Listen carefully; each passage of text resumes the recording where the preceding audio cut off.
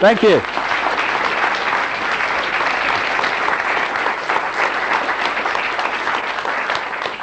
Hiya. Well, these things here, by the way, are not security cameras. Keeping an eye on me, like. But they're a part of a production of a video, because the information that I'm going to present tonight will then have the opportunity of going literally around the world, so that more and more people can realize that maybe there's just a little bit of a difference between what we're told is going on in the world and what is actually going on in the world. So in a way, I'm not just saying good evening to the people of Cardigan and Wales, one of the most beautiful parts of the United Kingdom, I must say, coming down in the car today, but also to people on many other continents that will see this at some point. Some of them will be American, some Australian, some Arabs, some Jews, some black, some white. And yet all those terms, all those symbols of division, if you like, are really an illusion, because we're all each other. We're all part of the same consciousness, all aspects of the same whole that we see expressed in life forms all around the world. The divisions in this world are in our minds. They are our creation. And that's very relevant to what I'm talking about tonight, because it is these divisions, these dogmas, these "I'm right, I've got all the answers, so you must be wrong." It's these attitudes played off against each other right across the world that fundamentally allow a few people to control the direction of the planet. Not everything that happens in the world, of course not, but its direction towards more and more centralization of power in the hands of fewer and fewer people. It was kind of interesting, you know, in the early 1990s when the top of my head blew off and I kind of was staggering around trying to make sense of what was happening to me, because suddenly I was seeing the world in a very different way, and I was seeing myself in a very different way. Some people call it a spiritual awakening. Notice spiritual awakening, not religious awakening. I'm going to have some t-shirts done, you know, God save us from religion. It's kind of funny, you know, you talk about spirituality, people think you're talking about religion. Often it's the opposite. Not always, but often. And religion for me is, in many cases, the opposite of spirituality. In my definition of religion, religion is the greatest form of mind control yet invented, and at its most extreme, psychological fascism. The manipulation of fear and guilt to control. Spirituality is the opposite of that. It is setting the spirit free, celebrating our uniqueness, because we're all aspects of the same whole, but we're all unique aspects of the same whole. And crucially, respecting everyone else's right to express their uniqueness, free from imposition of someone else's belief system, someone else's version of right and wrong, moral and immoral. All this is crucial to how a few control the world. Because we have become, yes, in many cases, terrorized into denying what we are unique.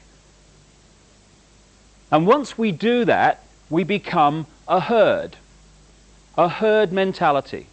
And it is the herd mentality that is the vehicle for the manipulation of the world by a very few people. I'll give you an example of what I mean. Symbolic example. I was down south in England, I don't know, 2 or 3 years ago now, and across this great area of, it was one of these Iron Age hill fort type things, but across it was this vast herd of sheep, hundreds of them. Never seen so many sheep in one place. And it's a nice day, you know, and I'm enjoying the day. And then the farmer arrives in his pickup truck, parks it, gets out of the truck, and I swear to you, I don't think he even moved an eyelid. stood there against a stick. One or two or three of the sheep immediately react to, it must have been his eyelids, I guess, I don't know, because they're going in the desired direction. Within minutes, it's like Exodus. Hundreds of them are following the one in front, you know. I haven't got mine of my own, we did this yesterday, so we do it tomorrow, I guess we'll do it today, and all that stuff. And the few stragglers, and there were remarkably few, who didn't immediately conform to what you might call that bar mentality, they were given the extra dose of fear with the sheepdog. Row, row, row, row. All right, all right, all right, I'll go quietly. This combination of the bar and the fear rounded up this vast herd of sheep in a ridiculously short time. And I stood there and I thought, because I do from time to time, I'm looking at the human race here. This is how it's done. This is how a few can actually control the mass. Because you can't do it with tanks in the streets and soldiers at the door. There's too many people. It's like trying to physically herd sheep together. You can't do it. You'd need a man, maybe more than one, for every sheep to do it physically. You have to do it through the mind. Either through fear or through conditioning people to think the way you want them to think. So these hundreds of sheep were rounded up by one fella flicking his eyelids every now and again and a sheepdog dispensing fear. And that's how it's done in human terms also. It's amazing the extent to which we have given our power away, our spiritual power. When I come to the spiritual side of this, and I emphasize again not the religious in the second half of what I've got to say, it's all about taking our power back. Because once we do that, it's all over. The great pyramid of manipulation that I'm going to talk about tonight becomes impossible. But when we give it away, we're a doddle to manipulate. We've even given our bodies away, you know. It's funny, this. It's, apart from our mind, it's the one thing that is us. We own it. But we've given it away. Brought home to me, I went into National Health Service hospital a little while ago with my boy Gareth, who plays football. And he's hurt himself playing football, hurt his hand, you see. So we go down the casualty unit to see if he's cracked the bone or something. So we go in this little cubicle thing, and this young doctor comes in, nice chap, and he pulls his hand around, you know, and he says, no, he says, it's not broken. He says, best thing for that is arnica. Now I've nearly fallen off the bench here. This National Health Hospital doctor is recommending this homeopathic type remedy. So I said, what do the authorities say about you recommending this then? He says, I don't tell them. He said, and he pulls two little bottles out of his pocket, like, and he said, people come to this casualty unit, he says, they're usually traumatized because of what's happened to them. He says, I put 2 little drops of this on their tongue, calms them down. Rescue remedy, I guess. He said, you know those nurses out in that casualty area, he said, I treat them homeopathically, he said, but I can't treat the patients except on the quiet. Same in America, same in these other areas of the world where they have the same basic system, which is to tell us what we do and don't do with our bodies and how we treat them and how we don't treat them. Because when I was sitting in that unit, that casualty unit with that young doctor, I thought, how many people contribute their money to fund the National Health Service or the Human Debris Processing Unit, which it's fast become, to make it possible for it to continue? Millions and millions of people do that. Every week, every month, they fund the thing. How many people decide that for that money, we will not be offered the great spectrum of healing knowledge going back to antiquity? We will actually be given, in effect, the choice between the scalpel and the drug, which just happen to make vast amounts of money for multinational drug companies who make their literally billions in profits, not from health, but from disease.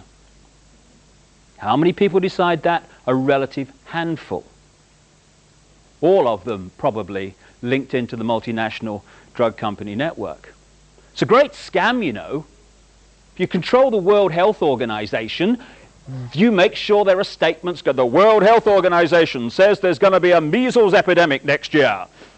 Get vaccinated. Get your children vaccinated. You're a bad parent if you don't.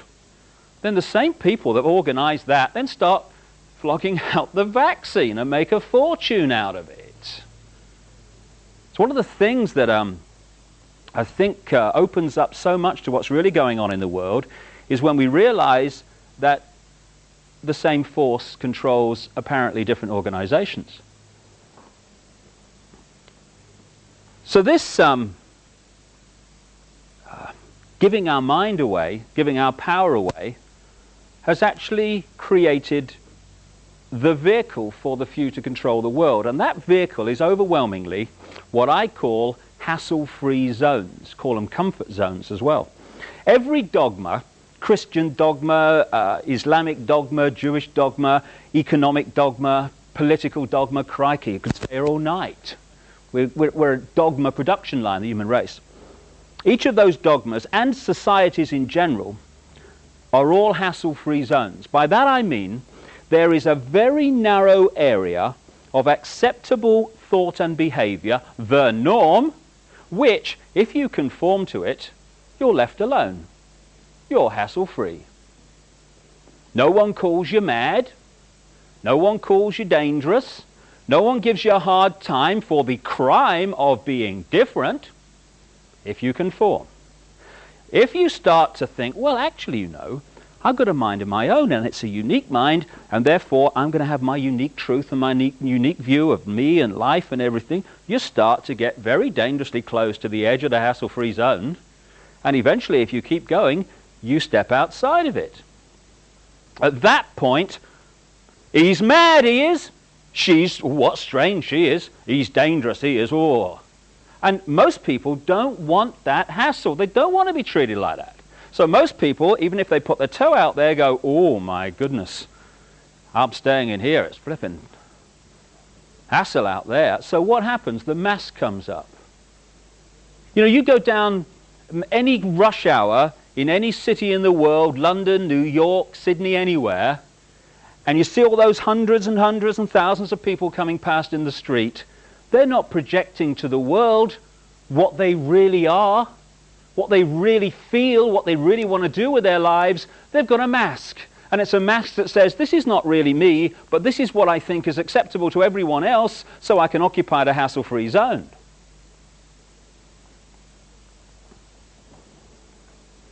And for me anyway, it's that war in the psyche between that part of us that I call I am me, I am free, that wants to flow with our uniqueness. The war between that and the part of our psyche I call, oh my God,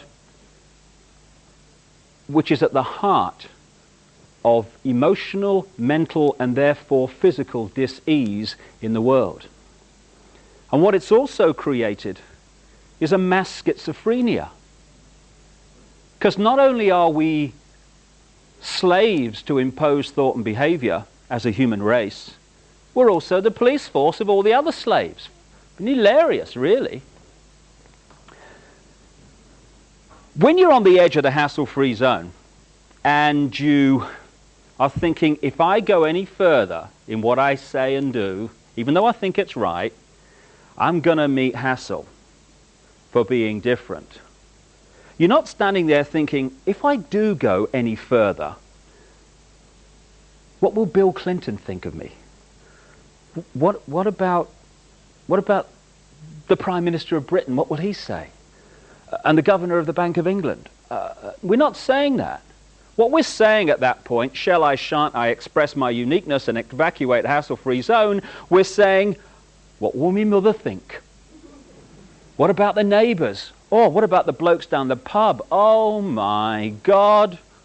In other words, what will the other slaves to impose thought and behavior think about me escaping from it? We police each other.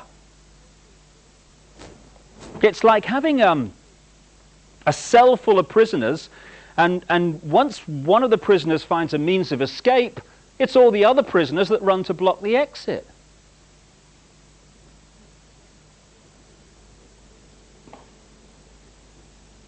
We are both the slaves, the prisoners to this imposition, and the police force of it, because everyone seems to be trying to tell everyone else what is right and wrong, what is moral and immoral, what's right for them, what they should do, what they must do, what they ought to do. And as a result of that, we're actually manipulating each other without realizing it. And within this hassle-free zone, tremendous manipulation and indoctrination goes on. This hassle-free zone you could describe as the public arena. And if you look at the media, what is the media? The media is the collective police force of the hassle-free zone for anyone who steps out of it in public. People think, when you say the media is controlled and the media is part of this manipulation, that you must therefore be saying that there is a manipulator in every newsroom all over the world standing behind journalists saying, no, can't write that, you've changed that, this is what I'm telling you, you write that, okay, that's fine. You don't need all that. Once the structure, the mindset is there, then the media just does it without manipulation, although there are key people like media owners and stuff that are certainly kind of involved in what I'm going to talk about tonight. But in general, what does the media do? It defends and uses as its point of reference from which it judges everyone and everything the norm in society. In other words, what the hassle-free zone says is reality. Example, a few centuries ago, if we'd have had today's media, they would have dismissed as mad or condemned as bad anyone who said the earth was a sphere, was round, because the hassle-free zone's version of reality at that time was that it was flat. Once that reality flipped through weight of evidence, and the hassle-free zone norm became the earth is actually a sphere, suddenly anyone who said the earth was flat was now off their rocker.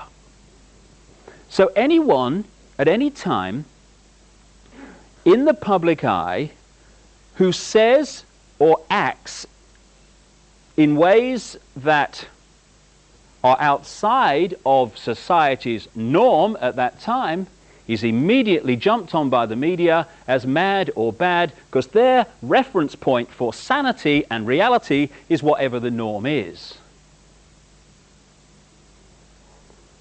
And there are several key mind manipulation techniques which are very, very powerful propaganda tools. The most effective and the most powerful, and it's used on us all the time, is something I call problem, reaction, solution. It's a cracker, this one. It's a mind manipulation technique that avoids not only opposition to what is the goal of the manipulators, it actually manipulates people to demand they do what they want to do anyway. And it's happening all the time. Once you see this technique and how it works, you watch the news and read the newspapers in a completely different light, because you start to see it happening. It works like this. You start by secretly creating a problem in the world and making sure someone else is blamed for it in the public arena, in the public mind. It could be a run on a currency, it could be a government collapse. At its most extreme, it could be a war, because the two world wars in this century were funded, all sides were funded by the same people. Provable. The same people that funded the Allies in the Second World War and funded the Soviet Union also funded Hitler through loans from America known as the Young Plan and the Dawes Plan, and also via the German subsidiaries of American multinational companies. Why would they do that? Why would someone want to fund all sides in a war? What is good is a war? Well, first of all, on one level, it makes vast amounts of money if you're lending money to all sides and you're also selling them lots of arms and all that stuff. But the fundamental reason for a war is to change the nature of post-war society. And what we saw in the First World War and the Second World War were massive global examples of problem, reaction, solution, which work like this. The problem's created secretly. You then use the media, which isn't difficult, to wind up public opinion in relation to your manufactured problem to the point where public opinion utters the classic words, something must be done, this can't go on, which is always followed by, give my power away, what are they going to do about it? And at that point, those who created the problem and got someone else to be blamed for it wound up that public reaction, then openly in the public arena, in the parliaments of the world, in the newspapers and on the television, offer the solutions to the problems they have created. And in doing so, they get vast numbers of people to demand what they want to do anyway. For instance, if you want more cameras in the streets, crikey, they're going up all over the place in Britain. If you want more cameras in the streets, you want a more armed police force, you want more authoritarian laws, greater erosions of freedom, and you want the public to demand you do it, then get the public frightened of crime. Either let society break down so there is more crime, or emphasize crime to be worse than it really is in some areas. Get people frightened, and the first thing people do when they're in fear about something is they look for someone out there to protect them from what they're frightened of. So, get people frightened that they're going to be burgled, get people frightened they're going to be mugged in the street, and they'll demand you take the freedoms away. They'll demand cameras in the streets and more authoritarian laws. I turned on the BBC Radio 5 last year, and they had an item on cameras in the streets, because they're going up everywhere, these things, you know. You want money for homeless people? Oh, the economy's not too good, you know, you have to wait for these things. You want cameras in the street? They'll write the check. And this guy was from a council in East Anglia, Norfolk, I reckon. And he said, to be honest, he said, crime rates in our area don't justify cameras in the streets. He said, but our people think they do, so we're putting them up to make them feel better. Problem, reaction, solution. And we have a very topical example of that in the last few years, Bosnia. The goal of this manipulation, and has been for a very long time, is to get the world population, or that majority of it anyway, to see as a good idea, or the only option in given circumstances that are manipulated into place, the creation of a one-world government to which nation-states would be principalities, administrative units, a world central bank which would administer all financial transactions on the planet, a world currency which wouldn't be coins and notes, it would be merely electronic, cashless society, for which there are fundamental implications for freedom, as we'll see as we go along tonight. A world army under centralized control, with nation-state armies dismantled under the justification of seeking peace, and a microchipped population linked to a global computer, the latter of which sounds bizarre to many people on first hearing, except that we are ridiculously close to it and the technology already exists. So if we take one element of that under problem, reaction, solution, the world army, and relate it to Bosnia. Under this mind manipulation technique, the last thing you want is for the status quo in Bosnia, whatever it is, to be working, because then you haven't got a problem and you're in real trouble. So you make sure the United Nations peacekeeping operation is not only shown globally to be ineffective, it's actually severely embarrassed. Problem. The more horrific pictures come out of Bosnia, and my goodness me, they have over the last few years, understandably, the louder comes the public and political reaction. Something must be done. This can't go on. What are they going to do about it? And what has been the solution? A 60,000 strong world army under centralized control, the biggest multinational force assembled on this planet since the Second World War. Exactly what the manipulation requires. And later I'll put forward some more evidence to suggest that that is exactly what the goal of Bosnia is. Starting a war is a doddle. You know, there's no one in this room, I would say, that wants a fight tonight.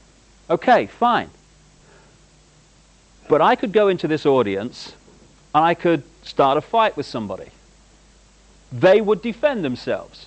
Other people in the audience would come to help them out. Suddenly, an audience that does not want a fight would be chaos, with fists and hands and arms everywhere.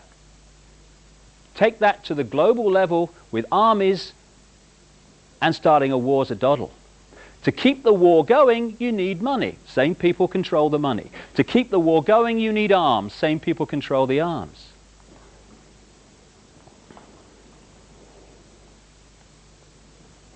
The way that this can be done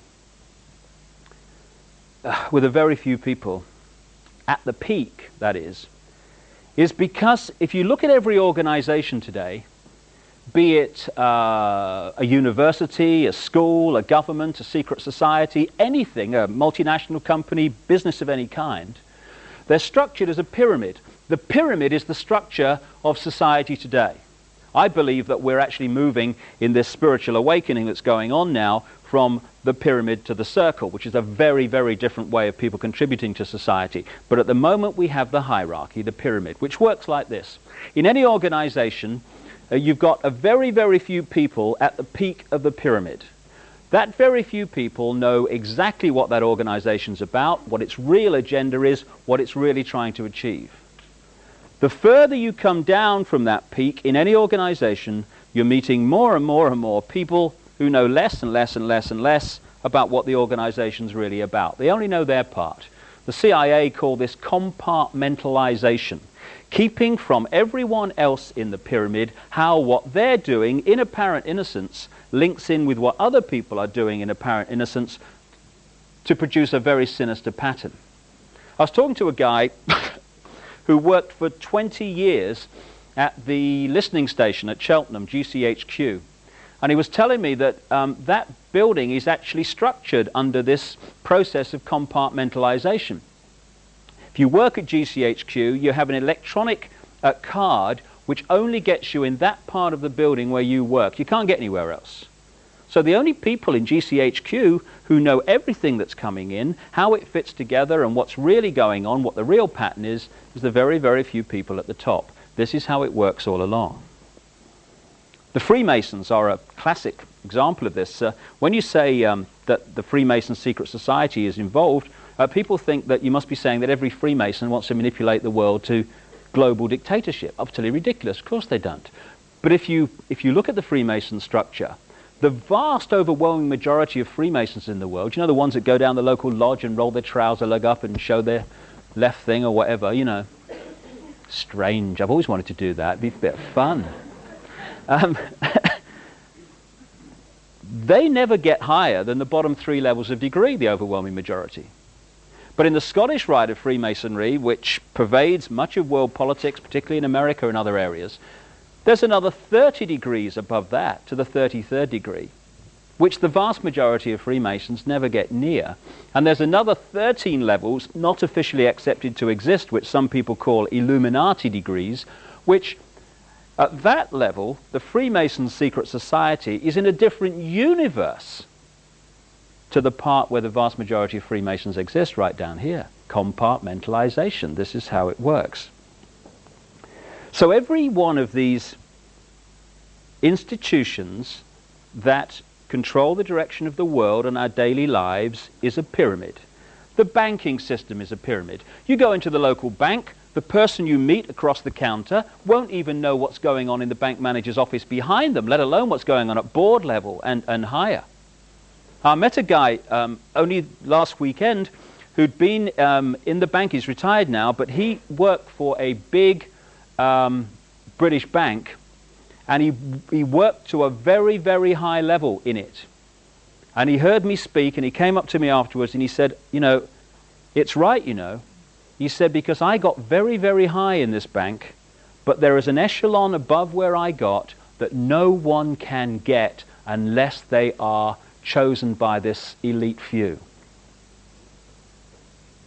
So the banking system is a pyramid going to a peak.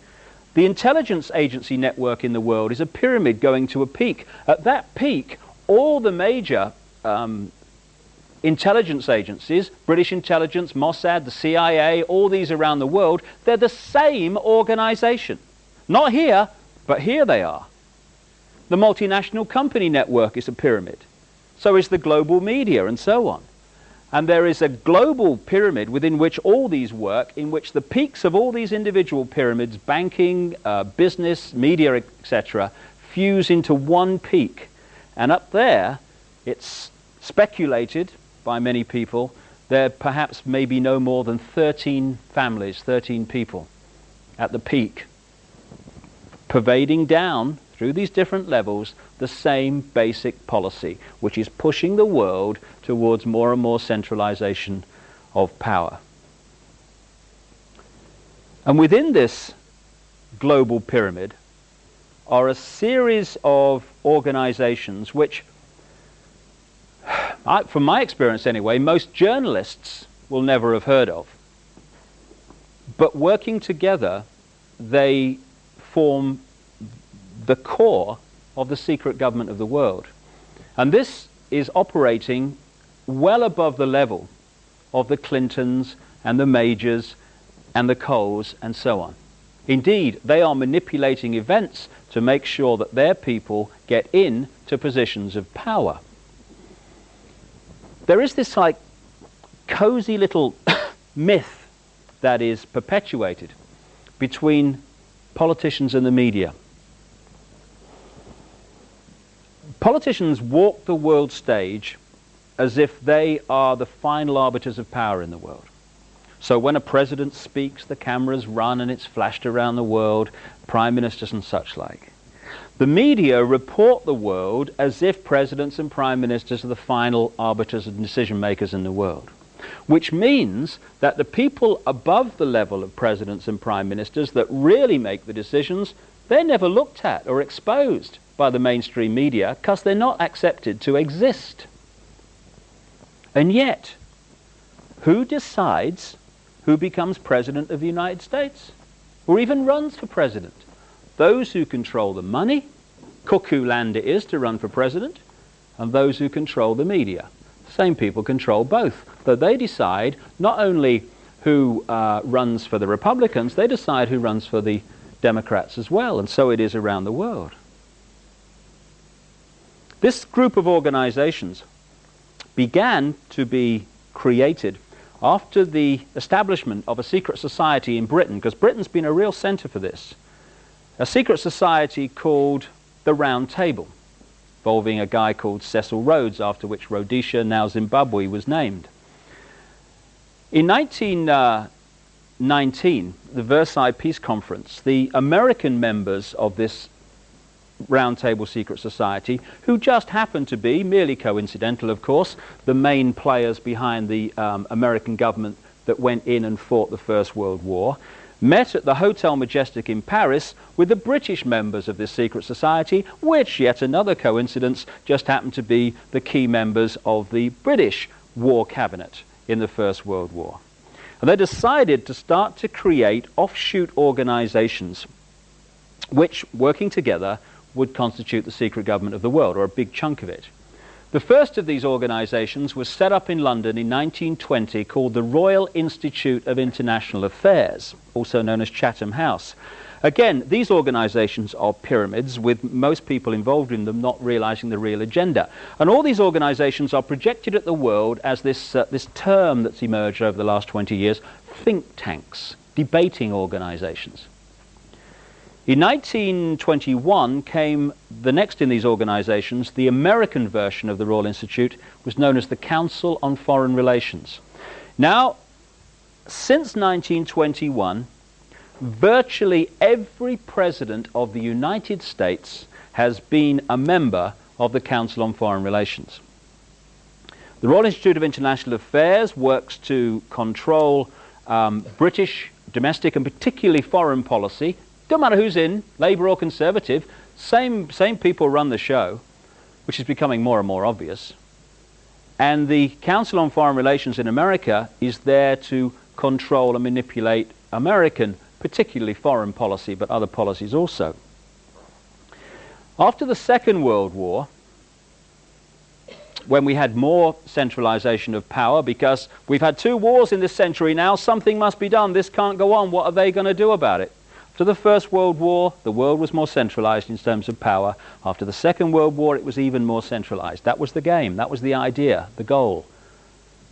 1954 came an organization which today is probably the key organization in this network, called the Bilderberg Group. Bilderberg Group met officially for the first time in 1954 at the Bilderberg Hotel in Oosterbeek, Holland, under the chairmanship of a member of the Dutch royal family called Prince Bernhard, who has an interesting CV. He was, according to many published works, a member of the SS before the war, worked for German intelligence during the war, and then became a major shareholder of Shell Oil after the war. The present chairman of the Bilderberg Group is Lord Carrington, former British cabinet minister and foreign secretary when the mistakes were made that led to the Falklands War. He resigned as the result of those mistakes and was given the job as Secretary General of NATO. Nice work if you can get it. Lord Carrington and his buddy Henry Kissinger come up everywhere. They are 2 of the super gophers of this manipulation. They're not top of the pyramid people necessarily, though Kissinger is up there. They are people who go around manipulating into place the policies decided, playing one off against the other and such like. The Bilderberg Group, like all these others I talk about, have among their number the top people, and I mean the top people, in global politics. Not Fred Jones, MP for, Margate East or something. Prime Ministerial, Presidential, Ministerial and Leader of the Opposition level, I'm talking about. The top people in global banking, the top people in the global multinational company network, in the global military. The Secretary General of NATO is always there. Indeed, it's a Bilderberg appointment, that post. The top people in the global media. The Bilderberg Group has a steering committee which meets all the time, monthly, usually in Britain, to discuss policy and keep this program going of centralization of power towards world government stuff, which incidentally the European Union is a stepping stone towards. And then once a year it meets somewhere in the world in very strict secrecy and has a big conflab with loads and loads of people from around the world coming in. They try very hard even to keep quiet where they're meeting, never mind what they're actually discussing. And I had a series of amazing coincidences when I was writing the book And the Truth Shall Set You Free, for reasons I'll talk about when I come to the spiritual, which put me in the right place at the right time to see things happen or gather information. And one of those things happened in relation to the Bilderberg Group. Last June, I was invited to stay with a schoolteacher friend of mine in Switzerland. The trip had been arranged for about 6 to 9 months. The tickets had been organized. It was all set a long time in advance. About 5 days before I left for Switzerland, I got a letter, a kind of round-robin letter, from a journalist in America who works for an alternative newspaper and has dedicated his life, in effect, to chasing these organizations, particularly the Bilderberg Group, finding out who's involved, what the agenda is, what they're trying to achieve and stuff. And even he, who does it full time, often only finds out where they're meeting very late in the day. So I get this letter, and it said, I've found where the Bilderbergers are meeting this year. It's in Bergenstock, Switzerland, and it happened to be just down the road from where I was staying at the time I was staying there. Thank you, universe. So I turn up.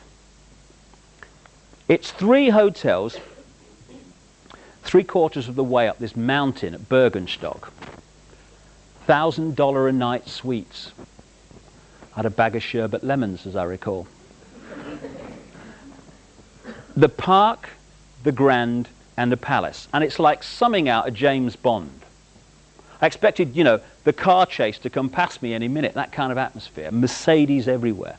And why is it, I wonder, that whenever there's Mercedes around, there's people like that, with shoulders like that, and big double-breasted suits like, and whether they've got bad memories, I don't know, but they've got little name tags on them, you know. It was obviously something was going on and being organised.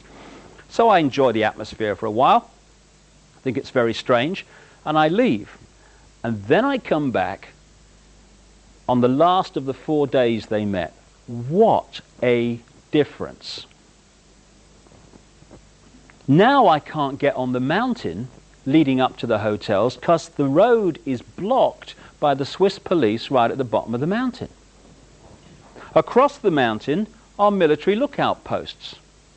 According to this journalist, in the early days there were helicopters all over the mountain surveying the place. This is a private meeting of a private organization attended by many, many of the people we see on the news and in the newspapers every week and actually have the opportunity to vote for in this democracy that we're supposed to live in. Incidentally, one of the great myths I feel we need to get over is the fact that democracy is freedom. No, it's not. It's a con trick. 50 people telling 49 what's going to happen in their lives is not freedom. Or in our electoral system in Britain, about 35 telling the rest what's going to happen is certainly not freedom. But freedom and democracy have become interlinked, so one means the other. So we're in a democracy, we are free, so we accept it, when we're actually in a tyranny. Anyway, I thought I'd play the ignorant tourist in Bergenstock, you see, which I did with remarkable aplomb. So I come up to the roadblock and this Swiss policeman comes over. I knew he was a Swiss policeman because on his back it said Swiss police. You know, my observation is, my powers of observation are unbelievable that day. This is a nice man I'm talking to here, spoke very good English. And I said to him, look, I said, I came here the other day and I went up there, what's the problem today? It was very obvious he didn't know exactly what was going on, but I remember what he said. He said, it's top secret, no one up there before 5 o'clock. After that, you'll be able to go back to the hotels. Last day it was. Two things occurred to me. One was the irony that I could have told this guy what was going on up there, and many of the people that were up there, because they're always there, Lord Carrington, Henry Kissinger, David Rockefeller, of the Rockefeller Empire, which is fundamentally involved in all this. Representatives of the House of Rothschild, also fundamentally involved in this, and many of the other key people, like Agnelli, the head of Fiat, and people like that, the big players in the world banking, political, and business network. The other thing that occurred to me is that I was looking into this policeman's eyes, and I was looking at compartmentalization. Because, as I say, this was a nice man. He probably had children and grandchildren. He doesn't want to leave them some global tyranny. But he doesn't know what he's defending. What has he been told? Top secret meeting, no one passed here till you're told. That's all he knows. So although he doesn't want to leave his children, not all of the people up there, because some of them are manipulated too, but what the core of that organization wants to leave his children, he doesn't want to. But he doesn't know what he's defending. So on that one afternoon, he's keeping from the public eye some of the people that wish to leave his children exactly that. We had a situation in Bergenstock where the secrecy was so fierce for a private organization, a think tank, that they brought them in by private plane to a military airfield at the bottom of the mountain, and then flew them behind the security cordon in helicopters. Didn't even drive them up there.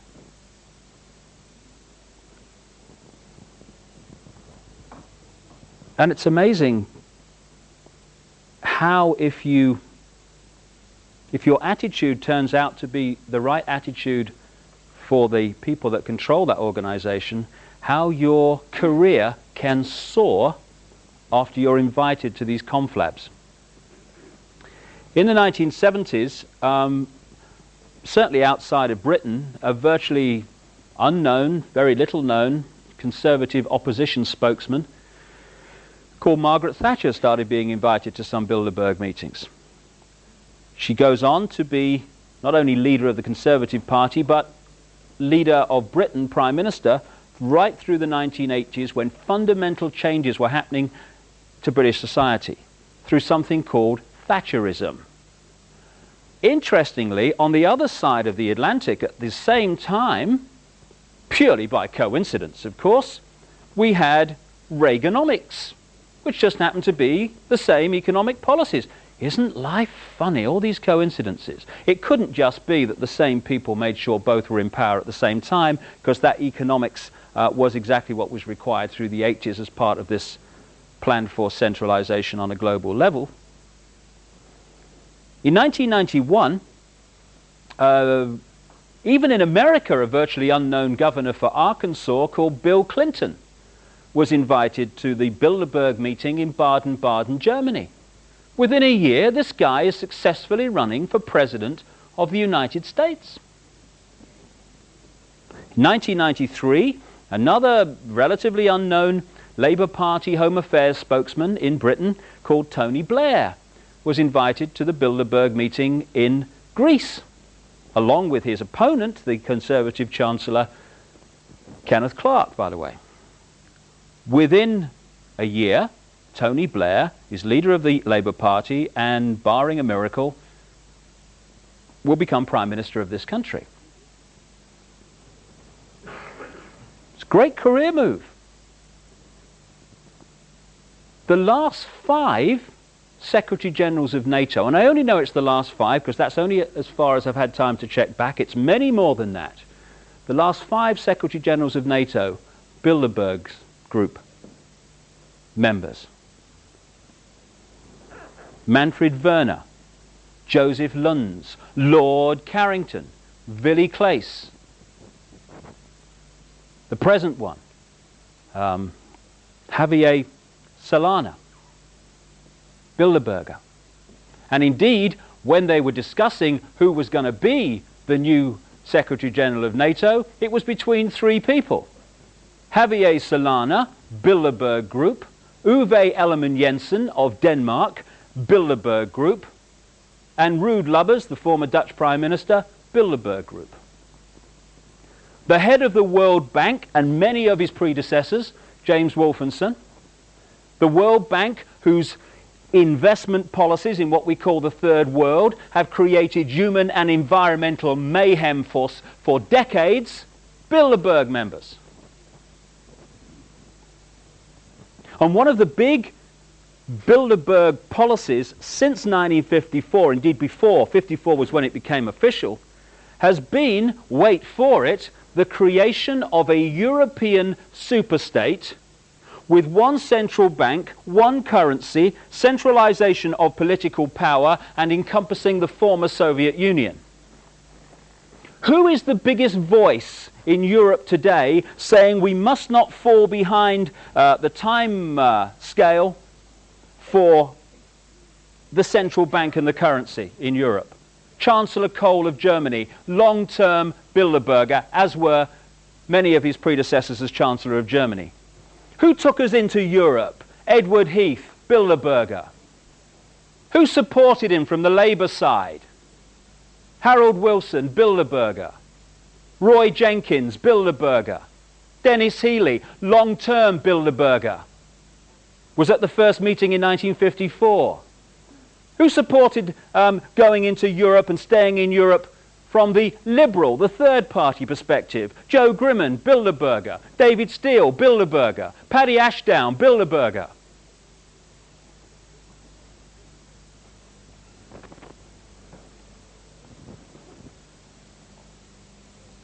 The key posts that control decision making, which pushes further and further towards centralization of power, all or most of which, increasingly all, are peopled by members of these organizations. Now this may be a magnificent coincidence. Or it may be that we need to know what's really going on in front of our eyes here. The last of these organizations I'll mention briefly is called the Trilateral Commission. Because of its name, as its name would suggest, it's there to coordinate the same manipulation between three parts of the world: America, Europe, Japan. It was set up in 1972-73 by David Rockefeller, one of the key men behind the Bilderberg Group and the Council on Foreign Relations, and a guy called Brzezinski, university guy, was in the Carter administration. And the Carter administration is very relevant here because the Trilateral Commission is a very good example of how you can manipulate events with all these organizations working as one, because many people are actually members of a number of them at the same time. The first goal of the Trilateral Commission in 72-73 was to put one of its members in the White House as President of the United States as soon as possible. It managed it at the next election when Jimmy Carter became President of the United States. The Carter administration was like a who's who sports and social club annual outing of the Trilateral Commission, an organization that had been going for about 3 or 4 years at the time. Walter Mondale, Vice President, Trilateral Commission. Secretary of State Cyrus Vance, Trilateral Commission. National Security Advisor, a key post in America, this guy Brzezinski, who actually helped to set up the Trilateral Commission. And from there downwards, the Carter administration was awash with members of the Trilateral Commission and the Council on Foreign Relations. Now, because we have choice, because we live in the land of the free, people then replaced the Democratic Carter administration with the Republican Reagan-Bush administrations, which were also awash with members of the Trilateral Commission and the Council on Foreign Relations. And then the Republicans were replaced by the Democrats, because we have free elections. And Clinton Democratic administration is awash with members of the Council on Foreign Relations and the Trilateral Commission. I'll tell you what it's like. In the high streets of Britain, there are 2 electrical retailers called Currys and their opponents, Dixons.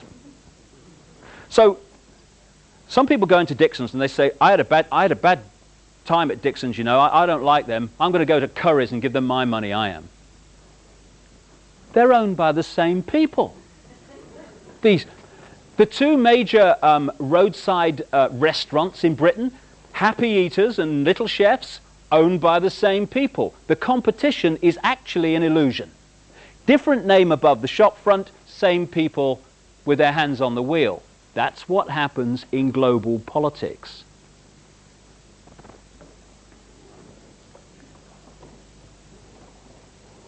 Why, you might understandably ask, aren't we told about this by the global media? Why aren't we told about these meetings which the alternative media can find out about with difficulty, but they can? And the common themes between people who are in the major positions in the world. How people from apparently different sides in politics who argue in public are actually attending the same meetings of organizations with a proven agenda of world government, world central bank, world army, world currency, microchip population. I offer this as a possibility. Maybe, just maybe, we don't hear about the Bilderberg Group and its attendees in Telegraph newspapers in Britain, because Telegraph newspapers are owned by something called the Hollinger Group, which is owned by a man called Conrad Black, steering committee member of the Bilderberg Group. Incidentally, 2 of the people on his board of directors are Henry Kissinger and Lord Carrington. Maybe we don't hear about any of these organizations and their agenda in Rupert Murdoch's News International in Britain, which owns a stream of newspapers and Sky Television, very much involved with, of course, because the former executive chairman of News International and still a board member is a guy called Andrew Knight, core steering committee member of the Bilderberg Group. Maybe in America they don't hear about any of these organizations in one of their most influential newspapers, the Washington Post, because the Washington Post and a great long stream of other organizations and publications are actually owned by Katharine Graham, who's owned the Washington Post going back to Watergate and beyond, where they were very much involved, of course, in removing Nixon, because Katharine Graham is a member of the Council on Foreign Relations, the Bilderberg Group, and the Trilateral Commission. Key members within the hierarchy of the Los Angeles Times, the New York Times, and a stream of other major publications all around the world are controlled or owned by members of these organizations. None of them ever mentioned them. Isn't that funny? So what we're looking at here are organizations within organizations. So while apparently people in the banking system here appear to be isolated from the political system here and the media here, actually there is one central organization which actually manipulates and coordinates a policy among all these apparently unconnected institutions of the world. Which kind of brings us back to Bosnia. I believe passionately that Bosnia is a horrific case of problem-reaction-solution, bringing into being, or very much closer, the establishment, the precedent established of a world army. Interesting, therefore, to look at the major peace negotiators in Bosnia appointed since that horrific conflict began. The first European Union peace negotiator appointed was Lord Carrington, President of the Royal Institute of International Affairs, Chairman of the Bilderberg Group, member of the Trilateral Commission. He was replaced as European Union peace negotiator by Lord David Owen, Bilderberg Group, Trilateral Commission, who was replaced by Carl Bildt, former Swedish Prime Minister, Bilderberg Group. At the same time that they were working on behalf of the European Union in Bosnia, the United Nations peace negotiators, who were working with them, very close with them all the time, were Cyrus Vance, Bilderberg Group, Council on Foreign Relations, Trilateral Commission, and he was replaced by a Norwegian, Thorvald Stoltenberg, Bilderberg Group, Trilateral Commission. When they failed to achieve peace, out of the blue, amid worldwide publicity, came an independent peace negotiator, Jimmy Carter, first Trilateral Commission President of the United States, Council on Foreign Relations member. Then came the group of people who negotiated the so-called Dayton Agreement, which led to the World Army situation. These were Bill Clinton's peace envoy, Richard Holbrooke, Bilderberg Group, Trilateral Commission, Council on Foreign Relations.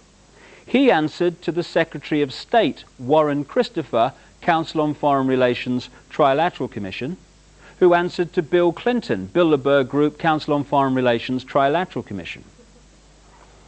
The World Army in Bosnia is now commanded by Admiral Leighton Smith, Council on Foreign Relations, and the civilian part of its operation is headed by Carl Bildt, Bilderberg Group. We are looking at a gigantic contrick before our eyes. We don't live in a democracy in this country or in America and these other places. We live in a one-party state where the same force from the peak of the pyramid string pulls all sides. A few years ago, they had a democratic election in America, and what appeared to happen was that George Bush, Republican, was replaced by Bill Clinton, Democrat. But what actually happened?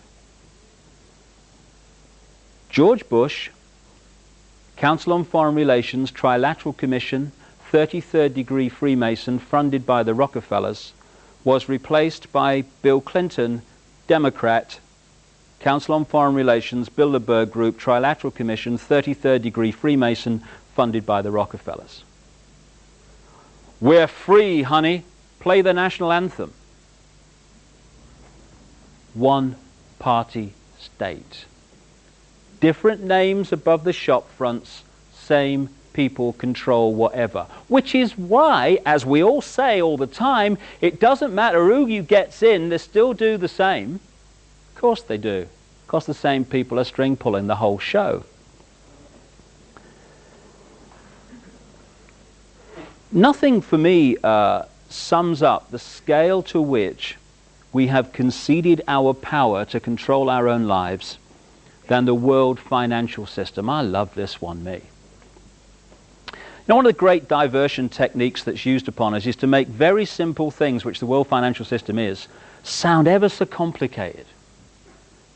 So what we have almost every night on the news, we have economists wheeled in front of television cameras, surrounded by computer screens, talking in a language we don't understand. I think it's the Chancellor's M3 policy. I thought the M3 was a motorway. I don't know, it's something to do with money apparently, I don't know. It's the public sector borrowing requirement. And so they go on, oh God, it's boring, what's on the other side, you know. And so we switch off, understandably. And yet, the world financial system is as simple as can be. It can be summed up in one short sentence. You lend people money that doesn't exist and you charge them interest on it. That's it. Everything else comes out of that. This world is up to its neck in debt on money that has never, does not, and will never exist. And we stand for this. And the great prison that the human race lives in, as I'll come to in more detail when I look at the spiritual reactions to this, is the fear of what other people think of them. That's the prison we live in. That's the great limiter of our potential. Alongside that, when you ask people, why aren't you really doing what you really want to do with your life? Invariably they say, because I've got to pay the mortgage, mate. Understandable. So, the more you can get people, businesses and governments in debt, the more you can artificially inflate the cost of the basics of life, the more you are pressurizing people to serve your system, be a robot and a clone of it, so that they can earn the money to pay for the basics of life. This is why the world financial system has been designed as a prison. Banks are lending, as a matter of course, £10,000 and more for every £1,000 they actually have deposited.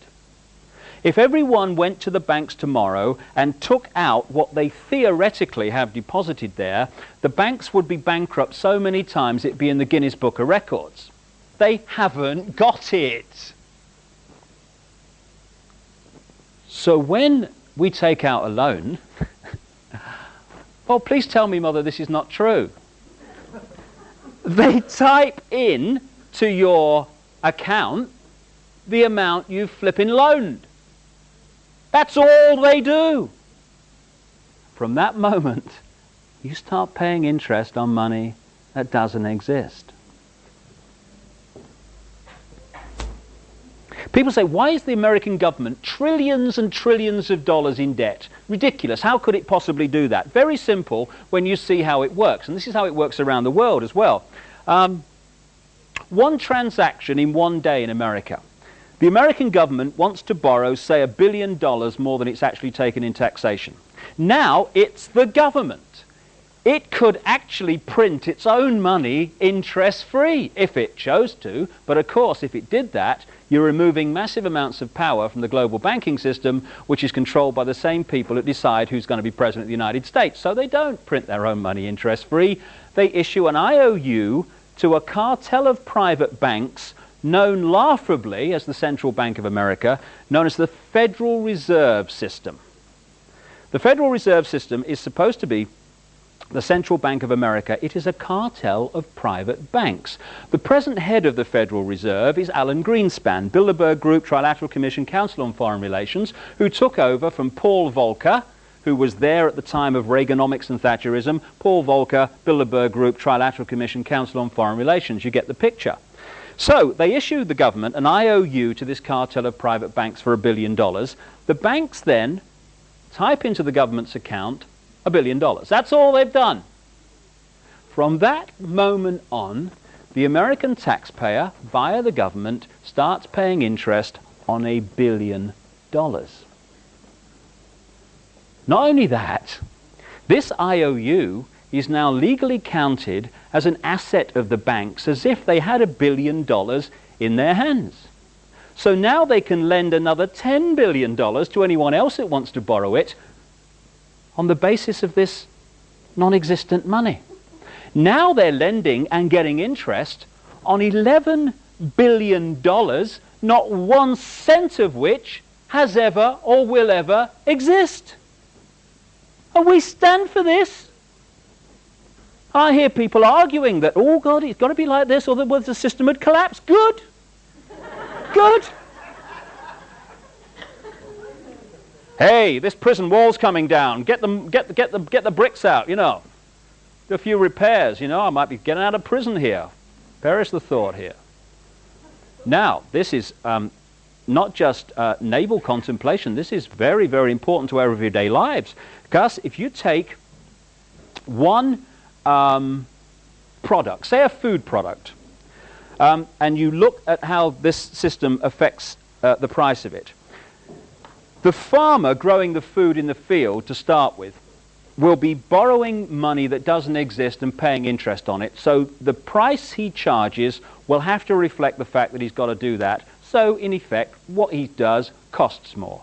Same with the transport company from the farm to the factory. Now the factory that's processing the food will be no doubt borrowing vast amounts of money that doesn't exist and paying interest on it, and its cost and its price will reflect that. Same with the transport from the factory to the shop, same with the shop. So by the time we put our hand up on the shelf and pull the product off, the cost of that product is massively inflated compared with what it needs to be, because everyone along the line in its production is having to add a little bit to pay interest on money that doesn't exist.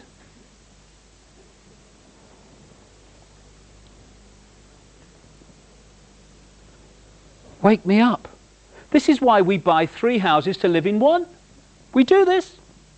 I went up into the National Westminster Bank in Durham, the north of England, last year, and I got one of their mortgage leaflets. There it was in black and white.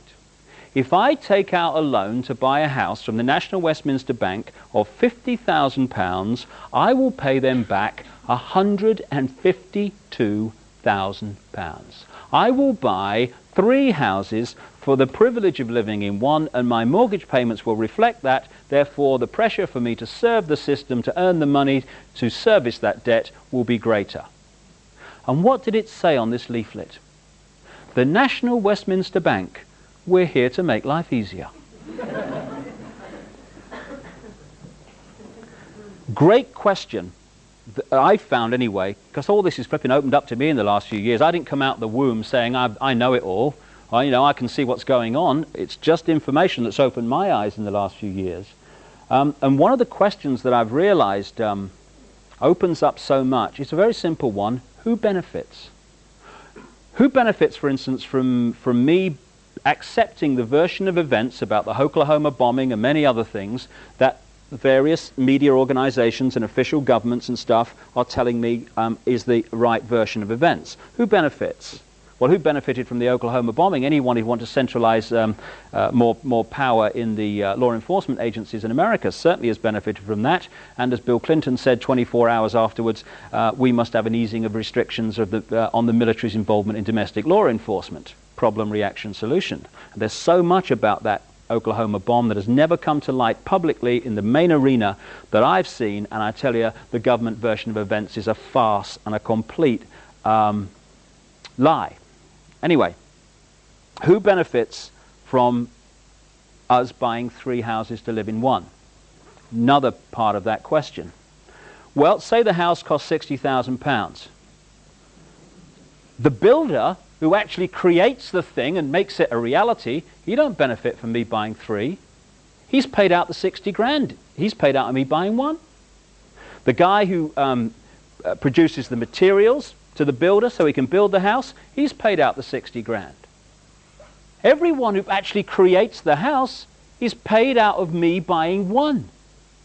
One person and one person alone benefits from us buying 3 houses, sometimes more, to live in one, and that's the guy who's lending us money that doesn't exist and charging us interest on it. And we stand for this. And a few people can't control the direction of the world. Well, we'll give our power away to this extent. It's a doddle. Interestingly, 2 presidents of the United States in the history of that country have suggested and in some small way begun to introduce interest-free money that wasn't borrowed from the banking cartels and interest paid on it. Those 2 presidents were Abraham Lincoln and John F. Kennedy. They have one other thing in common, you might recall. But perhaps the most grotesque aspect of this whole nonsense of interest on money is what we call third world debt. Third world debt has crucified vast tracts of our fellow humanity and continues to do minute by minute. The third world debt is debt on money that has never, does not, and will never exist. Last time I saw the figures, around 400,000 children in Brazil died from hunger-related disease every year.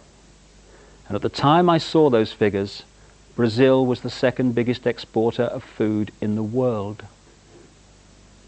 And the money received from that export, great chunks of it, were servicing interest on money that has never existed. And as one Brazilian official I was reading about recently said, most of the money that constitutes the Brazilian debt never left the computer systems of Wall Street.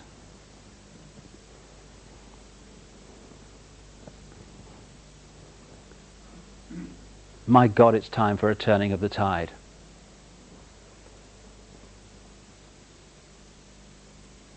Why can't governments print their own money interest-free and lend it to people interest-free, so we buy 1 house to live in 1 house instead of 3?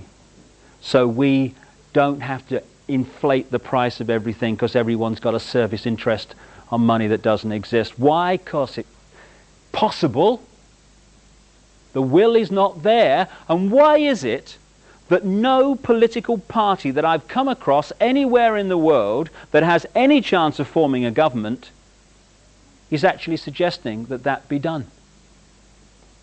Because the same people that control the banking system control the political system in the global one-party state.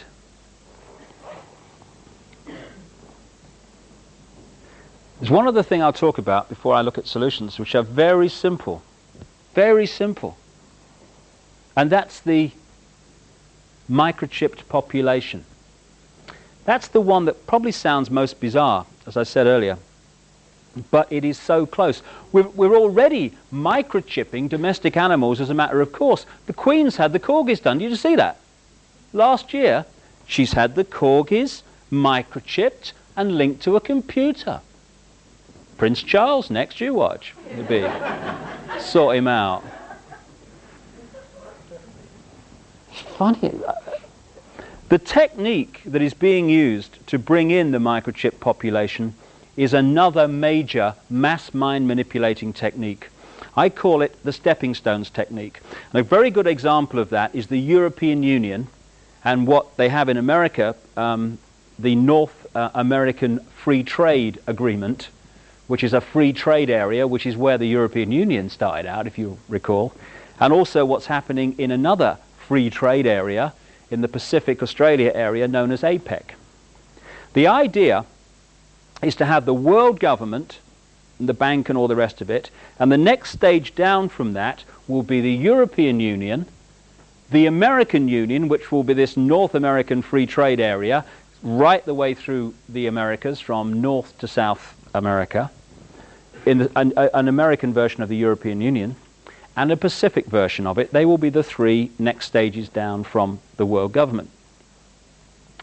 And the stepping stones technique is how they're being introduced. If you take the European Union, if you started out at the end of the last war, and what we're heading to now had been suggested, one bank, one currency, centralized control of a superstate. Understandably, I know what my father would have said, who fought in that war. Excuse me a minute, can I just have a quick word here? We've just spent the last 5 years with 55 million people killed and many more severely injured to stop that happening. And you're asking us to do it without a bullet being fired. You must be joking. Go and have a cup of tea. So, what the stepping stones technique does, although it knows where it's heading, it does it in stages. It gets away with what it can get away with first of all, and then starts to move it along, and it presents every step as independent of all the others, so you don't see the pattern. So what was suggested after the last war, not a European superstate, because that had no chance at that time, it was the common market, just a free trade area, ladies and gentlemen, nothing to worry about. And by the way, if we don't join, we starve. Little problem like that, you know. Well, we better join then, I guess, you know. So, suddenly, some of the states of Europe start to fuse their economies together in a free trade area. Now we're in the web, because it's suggested very strongly that if anyone pulls out, there will be economic chaos, certainly in the short term. So now we're in the spider's web. So the process then starts of evolving a free trade area into a European centralized superstate. And first we start having commissions which start dictating to nation states. Then we have talk about the central bank. And interestingly, you know, one of the things that was put forward to justify the one currency was the currency chaos in Europe. Like when the pound fell out of the European monetary system after the government had spent a colossal fortune trying to keep it in there a few years ago. Well, you know, this currency chaos, one currency would sort this problem. Interesting, therefore, that the person who attacked the pound and caused that chaos was a frontman for the House of Rothschild called George Soros, a world currency speculator. George Soros, Bilderberg Group. The Chancellor at the time, who spent all that money and eventually pulled the pound out of the monetary system of Europe, was Norman Lamont, Bilderberg Group. Now, when I was talking in Sweden just a few weeks ago, I was talking about this, and some member of the audience in Sweden came up and said, I couldn't believe it when you mentioned that guy, George Soros. He said, what happened in Sweden, he said, was before we went into the European community, all the opinion polls were very strongly against going in. He said, then this guy, George Soros, Bilderberg Group, started attacking the Swedish currency. The Swedish government tried to defend the currency under the prime ministership of Carl Bildt, Bilderberg Group, and eventually chaos ensued. And a great fear started to go into the Swedish psyche of, oh my goodness, we need protection. What's going on here? We can't stand alone. Even speculators are taking our currency apart. After that, the opinion polls for going into the European community flipped to the majority saying yes, and in they went. So now, stepping stones, we're now in a situation where we are light years away from what we actually joined. Stepping stones. Only now are some people saying, excuse me, have you seen how far we've come? It's interesting that right along the line, as the stepping stones are put forward, anyone who challenges the stepping stones is then manipulated into continuing the journey. I was speaking in Denmark at the time. I was in the Swedish area also, and what they did was had a referendum which voted against Maastricht, against the European Union. They then had another referendum not long afterwards, which then said, yes, we'll go in. And as one national newspaper editor in Denmark said to me, he was told by one of the big pro-Maastricht people in Denmark, we're just going to go on having referendums until we get the result we want. That's how it works, because we are in the land of the free. So that's the technique, and it's being used to bring in the microchip population. And the big stepping stone to that is the cashless society. Coins and bits of paper might not seem to be a great defender of freedom, but they are for this reason. If you go into a shop now, or a garage or whatever, and you hand over cashless money, electronic money, a credit card, they put it through that machine. And they say sometimes, oh, I'm ever so sorry, the computer won't accept your card. And if you've paid the bill, you might be a bit surprised, but you've got an alternative at the moment. So you say, oh, well, okay, I'll have to check that out. Okay, I'll pay cash. What happens when there's no cash and that computer says no to electronic money, your credit card or the microchip that is planned to replace it? Suddenly, the computer is deciding, or whoever programs it, what, where, and if you purchase. That's the idea.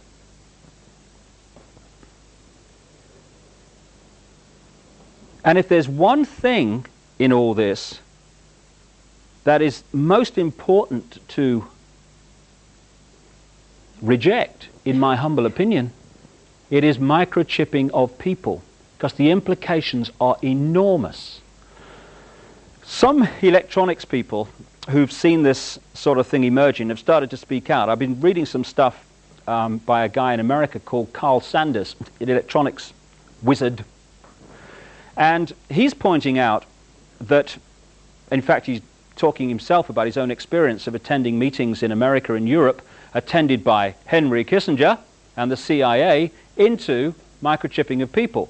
Not is it right, is it moral, but how do we get them to accept it?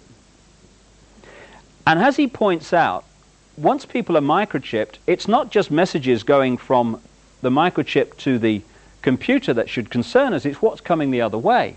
According to him, they can create, through this means, mass hysteria, mass depression, in other words, manipulate our emotions, and isolate one microchip in one person. I got some idea of the possibilities when I realized how Sky Television works. You know, this satellite television network we have in Britain. Well, if you want to join the Sky network thing, okay, you send your money off or whatever, and they send you a card. And it's programmed to descramble the channels you've paid for. Very straightforward.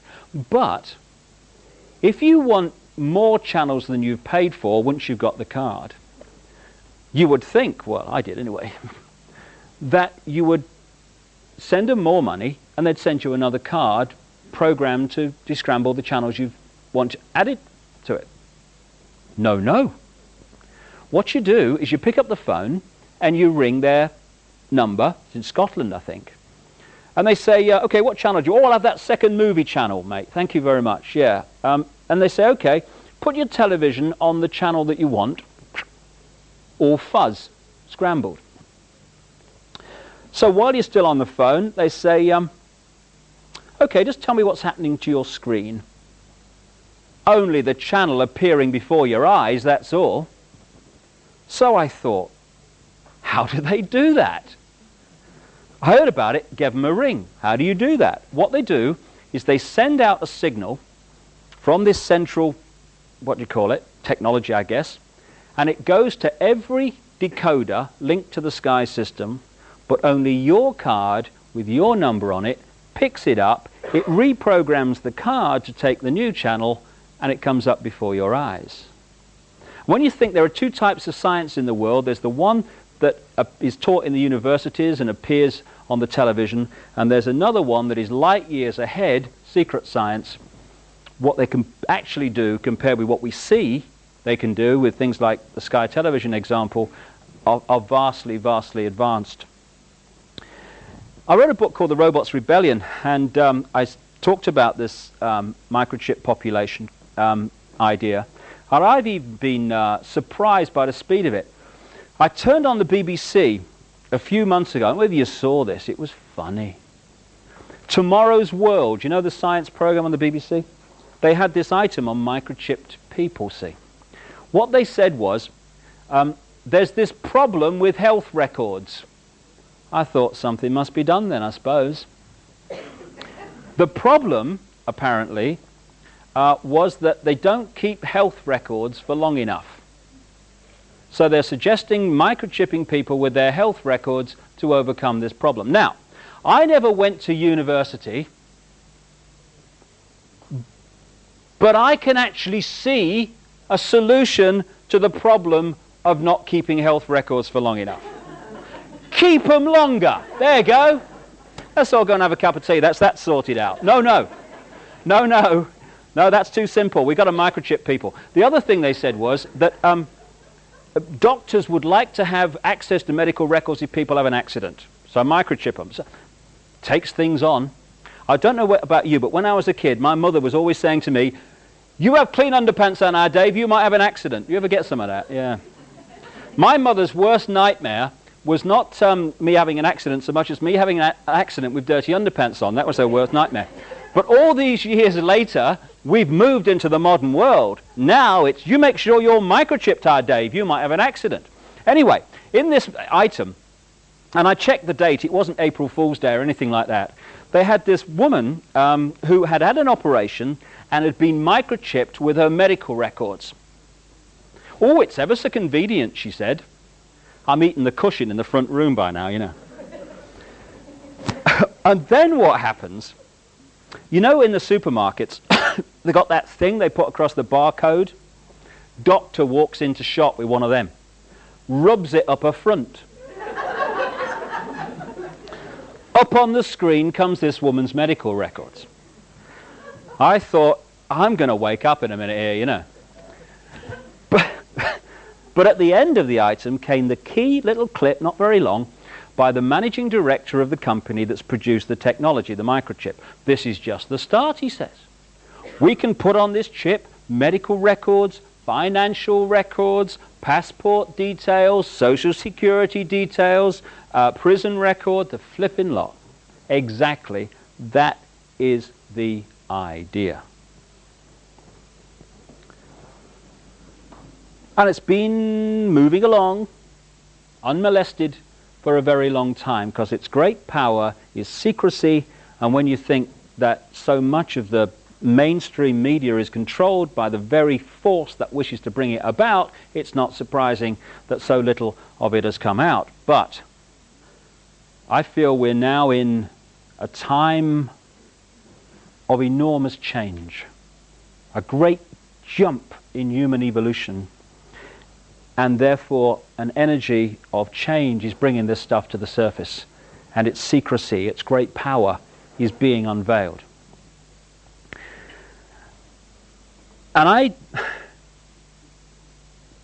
certainly don't want to be seen to be condemning the people I have talked about. And I mean, I've heard some people who've investigated this without the spiritual balance, and they're saying, "Oh, hang 'em, rubbish." The people involved in this manipulation are, yes, exhibiting their state of being at this time in their eternal journey. They are exhibiting their attitude to life and the state of their mind, okay. But they're also making a massive statement about us, which we would do very, very well to acknowledge and think about. I don't talk about the Carringtons and the Kissingers and the Rockefellers with hate in my heart or condemnation. I just think we ought to know what's going on so we can stop it going on. Because what I've just described is actually a massive statement about us, because it can only happen because of us and the fact that we have conceded our right to our own power and our own control of our own lives.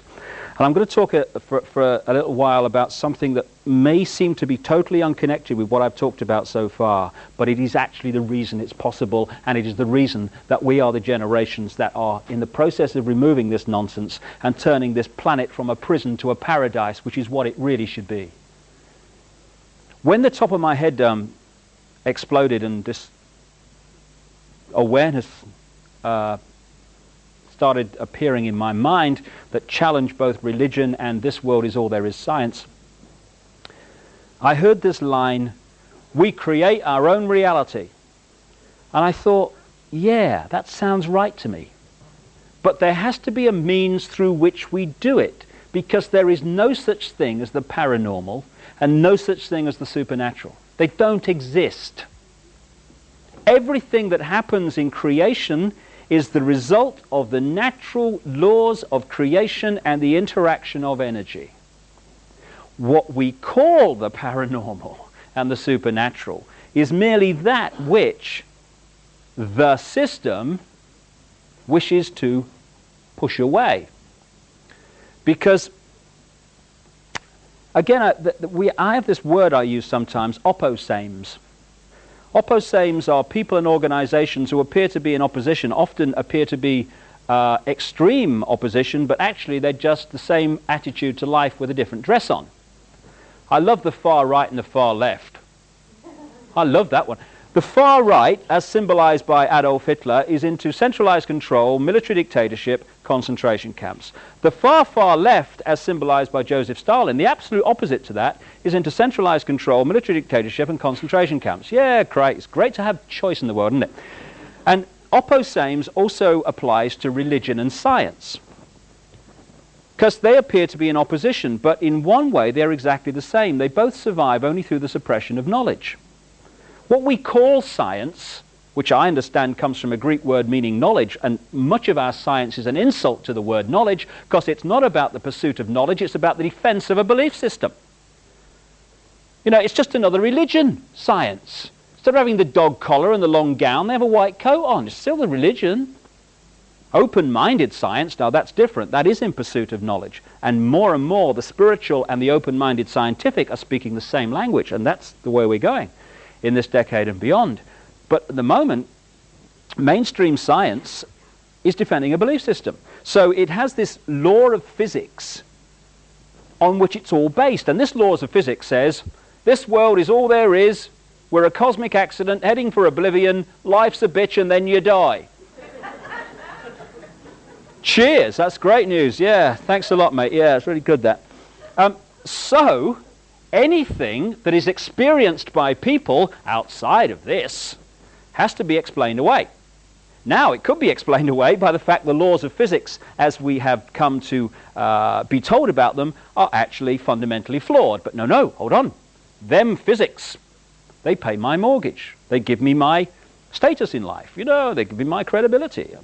I've been saying all my life that's how things are. I mean, so therefore, I've got to explain that away, because all these people keep having near-death experiences and out-of-body experiences and stuff. So, do you know I've got it? It's the paranormal. It's the supernatural. It's as natural as the air we breathe. And it's in that area, I believe, that we find how we create our own reality, and through that create the reality I've been talking about so far tonight. For me, an increasingly open-minded science, everything in creation is the same energy, and energy is consciousness. They are the same thing. So the energy that is our minds and our emotions and us is the same energy that is every blade of grass and every insect and every tree and every breath we take, every drop of rain. Just as water, clouds and ice are the same substance in very different states of being, so everything that exists in creation is the same energy consciousness in different states of being. We are like droplets of water in an ocean of consciousness, unique and individual, yes, but together forming the whole. We are each other. I am you, you are me, I am everything, and everything is me, same with everyone. And this gigantic, infinite mind we call God, or whatever name you want to put to it, operates on multidimensional frequencies. It's interesting, because of the influence of religion, when anyone talks about kind of the afterlife, we look up. Have you noticed that? On the flaming roof or something, I don't know. Want to go to heaven? Get a ladder. You know. But for me, an increasingly open-minded science, creation is actually broken up into wavelength frequencies sharing the same space. All the radio and television stations broadcasting to this area are occupying not just the space around my body, but the space my body is occupying. We're on different wavelengths. Therefore, one radio station, unless it's very close in its frequency to another, operates in complete oblivion of all the other wavelengths. Everything that exists in creation is sharing the same space that our bodies are occupying and our minds are occupying. What is that line we hear? The kingdom of heaven is within you. Everything that exists is within us. So when our consciousness, thinking, feeling, emotional us, that part of us that is eternal, enters the physical body, the genetic spacesuit as I call it, to experience this physical life, this three-dimensional frequency, world, dimension, we are not a blank sheet of paper. We are already unique. The unique sum total of all our experiences. And I've noticed this with my boy, Jamie, who's 3 now. Because my mind's been open to this in the period he's been alive, I've watched him develop. And he has manifested his own unique character, what he finds funny, what he finds fearful, all these different things without any outside influence. Because he wasn't born into this world as a blank sheet of paper. He was born unique. We're all unique. This uniqueness is broadcast out as a magnetic electrical pattern. For me, everything that exists is magnetic electrical energy. So, when people talk about hands-on healing, you get, it's the devil. Or, bloody strange, mate, load of rubbish, mumbo-jumbo. What is hands-on healing? It's not faith healing. It is the passing on of electrical magnetic energy from one person to another. It's kind of interesting. I was reading a book recently called Where Science and Magic Meet, which was showing the scientific basis of the so-called paranormal, and it was pointing out that of the 285 standing stone circles in the United Kingdom still remaining, 235 are on the same types of rock, and they're all on or close to faults in the Earth's surface that produce a certain electromagnetic field. Of course, the ancients didn't know what they were doing, did they, you know? Because we're state of the art now. So we're putting out this magnetic pattern which is unique to us. It is our sense of self. It is our sense of reality. There's an American comedian called Bill Hicks who summed up my whole attitude to life and everything really and what I'm talking about here in a wonderful line. He said, matter is merely energy condensed to a slow vibration. We're all one consciousness experiencing itself subjectively. There's no such thing as death. Life is just a dream, and we are the imagination of ourselves. And that, for me, is the key phrase. We are the imagination of ourselves. What we imagine ourselves to be is what we create as a physical experience, second by second by second.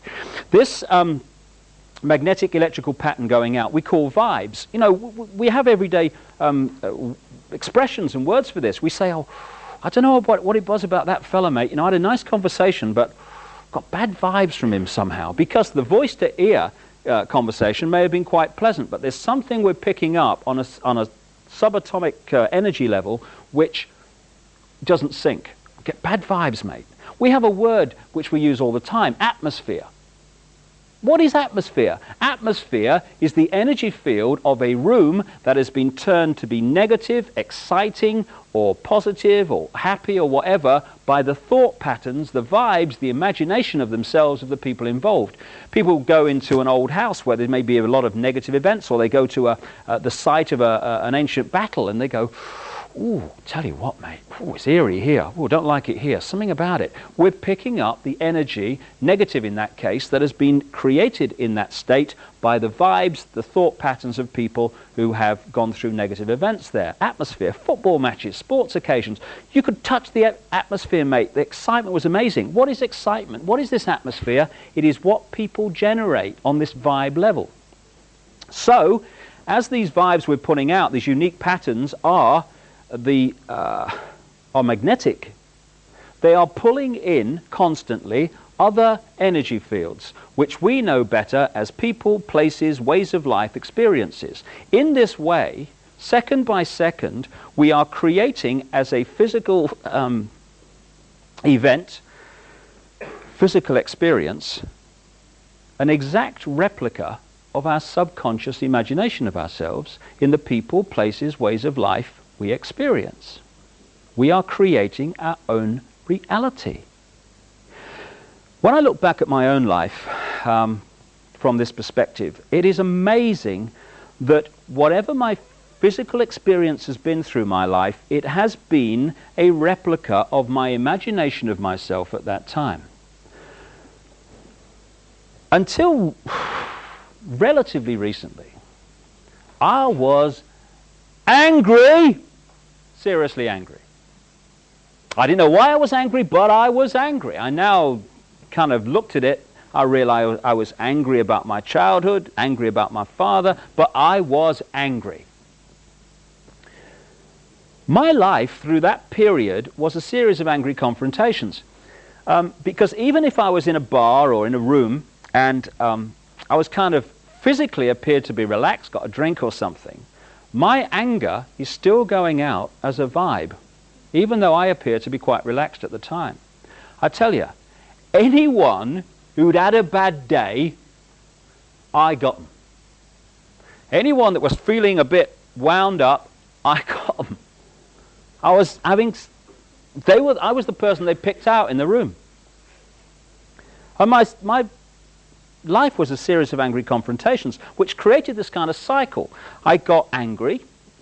I felt guilty for getting angry, which made me more frustrated, which made me angrier, which made me have more confrontations, which made me feel guilty, and so it went on, down.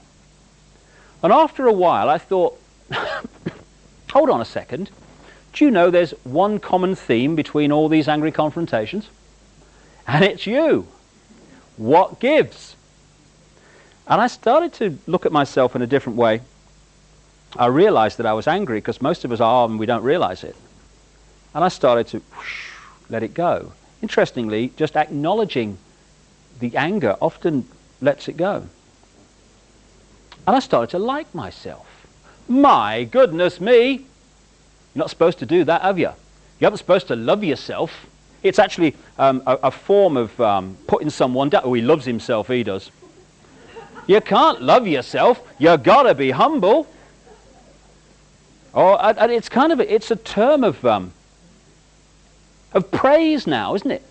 Do you know, he's ever so humble, you know, he's always putting himself down, but he loves the world. No, he doesn't. We can only love out there when we love in here, because we can't give out what we haven't got. And we are pressured all the time to feel bad about ourselves, to have a limited imagination of ourselves. Therefore, we create a limited physical experience. When I started to let this anger go and like myself, love myself, oh my goodness, call the police, my life changed. Because I started to respect my right to be me, and not what other people were insisting that I should be to conform to some mythical right and wrong. And once I started having that feeling about myself, I started to attract into my life people who love me not for what they want me to be, but for what I am, whatever I am is. And that's just a reflection of the way I see myself. I am creating a different reality. Friend of mine, lovely, lovely person, and I hardly exaggerate when I say she starts virtually every sentence with the words, "The problem is though." This lady sees life as a problem. Her life is a series of problems. So I said to her, last time I saw her, "What's up?" She said, you don't look too happy." She said, "I'm fed up." She said, "I'm useless, me." She said, "I'm a useless wife, I'm a useless mother. I've got no ability, I've got nothing to contribute, I'm useless, I am. Fed up." I said, "Well, what's brought this on now?" She said, "Well, I'm fed up." She said, "Everyone's putting me down." I thought, no, you are putting you down. Your imagination of yourself is that you are useless. And this lady is surrounded by people in her life who are constantly putting her down. And she's pulled them in because she has created her imagination of herself as a physical experience.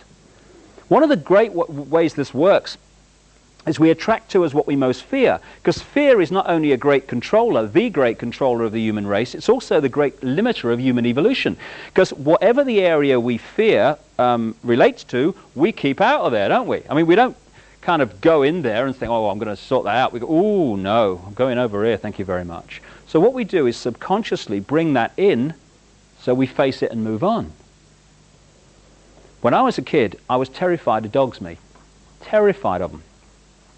I lived in this big council estate in Leicester. It was over here. Over here were the shops, and there was a bit of green between them. You know, like a common, you know? Whenever I walked across that common, I'm surrounded by them. Row, jumping up at me, and oh my God. What do we say in those circumstances? Why, I'm so unlucky, me. Of all the people for it to happen to, it happens to me. I go to my mate's house. My mate had this really docile dog called Prince. I walk into his house, he takes a bit out of me coat, this thing, you know.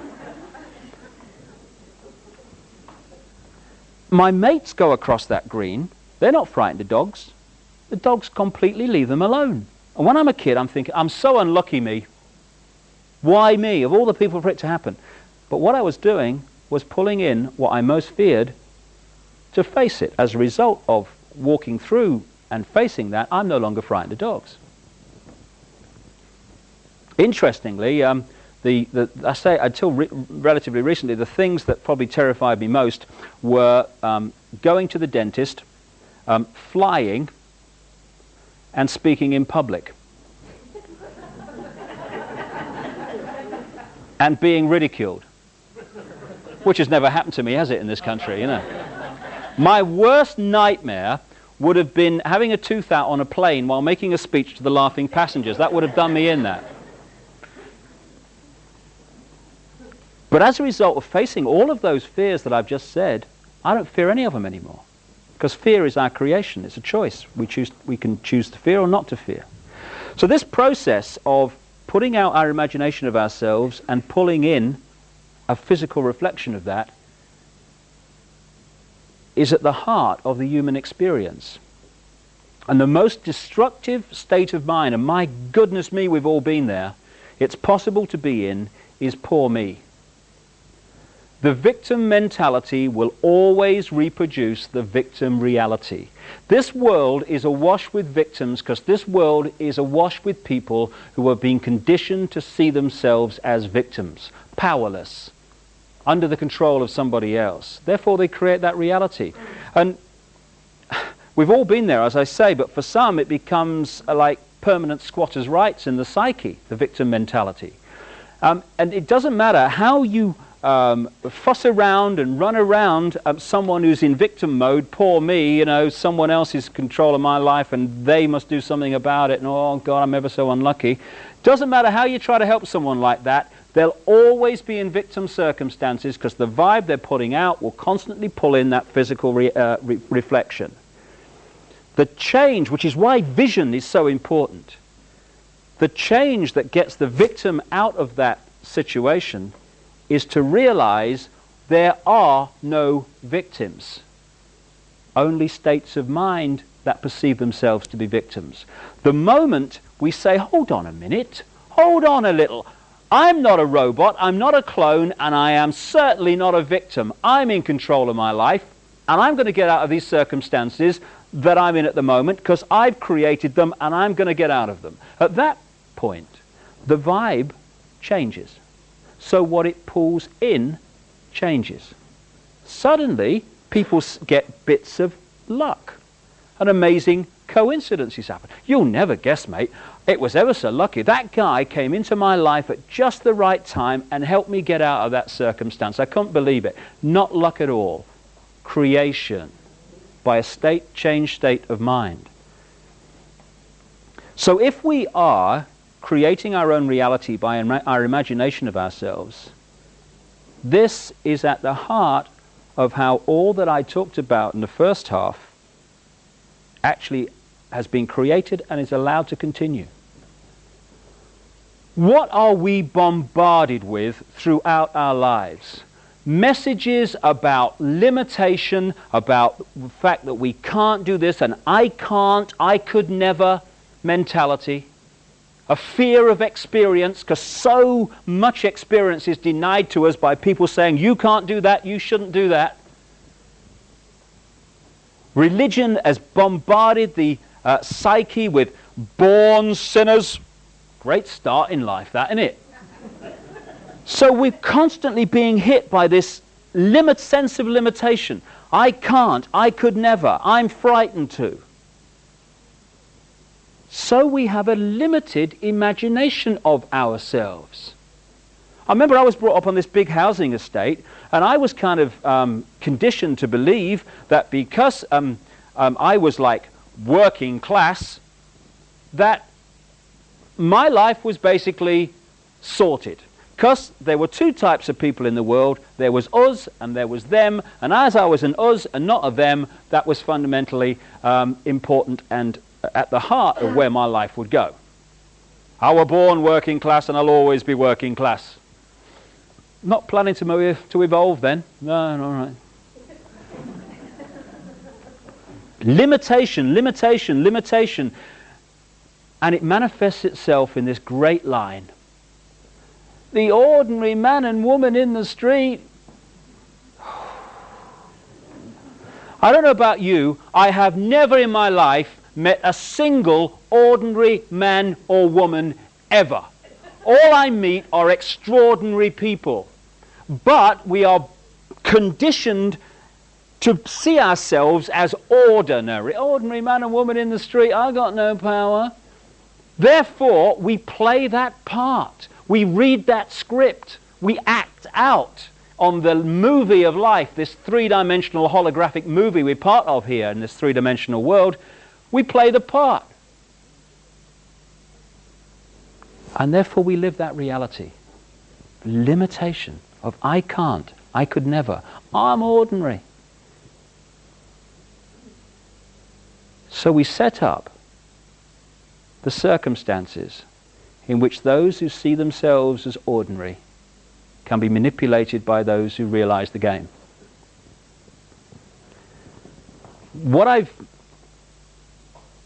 sort of seen in this hassle-free zone that I talked about at the start, the hassle-free zone is also a pyramid.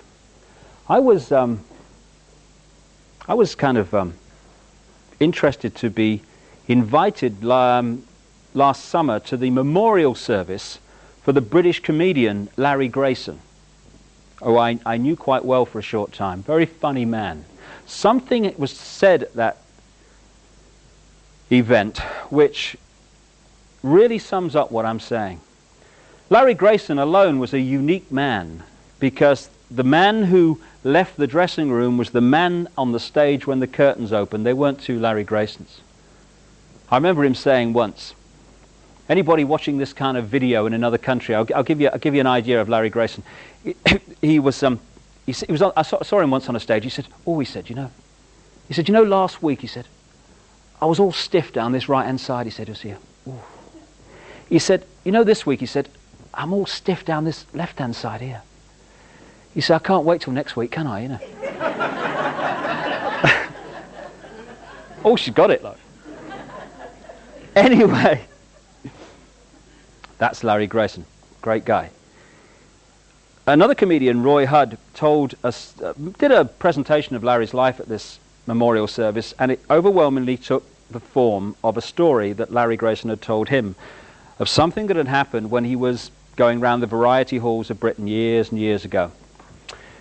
And Larry was saying that he was in this all-male show, see, and there's one woman in it, and that's Larry Grayson dressed up, because he used to do that sort of thing, you know. And he said the producer of this show, he says, was very patriotic, he said. So the big finish was Rule Britannia, you know. Rule Britannia, Britannia rules the waves. Past the sick bag, you know. And actually I said that in Portsmouth the other week, didn't go down well at all. Anyway, so what they had, this big finish, Rule Britannia. And he said what happened was all the men came on dressed as sailors, started singing, you know. And then as the music built up, they all got on each other's shoulders on the stage and they formed this pyramid, leaving a flat bit at the top. On walks Larry Grayson then, dressed as Britannia. Long gown, sword, shield, helmet, you know. And he gets manhandled up the top of this pyramid and he's on the top there. Rule for the big finish. Well, as Larry Grayson said, one night, he said, things seemed to be going rather well, he said. Then I noticed, he said, that the sailor in the bottom left-hand corner had got rather a cough, he said. And he came out with a great line. He said, and as any ancient Egyptian will tell you, that is a rather important point on the pyramid. So, this guy's eventually coughed his guts up, hasn't he, you know? And he's fallen out of the pyramid. So what's happened? The stage is awash with tumbling sailors. Larry Grayson apparently is in someone's lap in the second row. Oh, hello dear, how are you? All right, yeah. Now, what has happened here? Larry Grayson, symbolic of the few who control the planet, has not done anything. An ordinary man and woman in the street has got a flaming cough. And the whole thing's come down because we have been conditioned to forget where the power lies in a pyramid. It's not up there, it's here. But because we think it's there, we have created that physical reality of a pyramidic system. People say, oh, those people, that elite, that global elite, they're very powerful, aren't they? No! The power that is used to manipulate the human race day after day is merely the power the human race gives away day after day. That's all. So there we are in this hassle-free zone pyramid, right? And everyone's on everyone else's shoulders and these different levels in the hierarchy of society.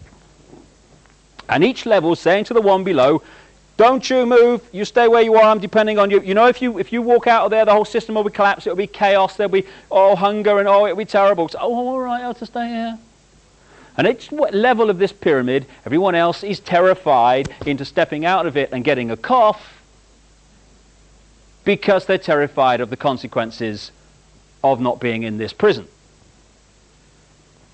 And at the top of this pyramid, being held up by this fear, are a very few people who are passing down through the different levels the messages they want the whole pyramid to accept as reality. Like anyone who's not into religion or science is into spirituality and metaphysics and seeing that we are actually very different to what we've been portrayed as. You know, we're not slabs of meat, we are multidimensional consciousness. Right, well that's a problem, because if we realize they're multidimensional consciousness in control of their own lives and destiny, that means we can't control them. So therefore we must persuade them that's right. Okay, that stuff, pass it on, it's the devil. Oh, all right, thank you very much, it's the devil. Oh, it's all devil, you know, they're talking about it's the devil, you're Satan. Or they try the other approach, they're off their rocker. Oh, yeah, oh, they're bloody mad, you know, they talk about, oh, yeah, pass it, oh, yeah, oh, I think so, yeah, my mother told me, yeah. And the other thing they pass down, on which we all pass on, you are free, pass it on. We're free. Oh, great. We're free, honey. Pass it on. We're free. Oh, we're in a democracy. Oh, yeah, it's great. We're free. Don't need to cough.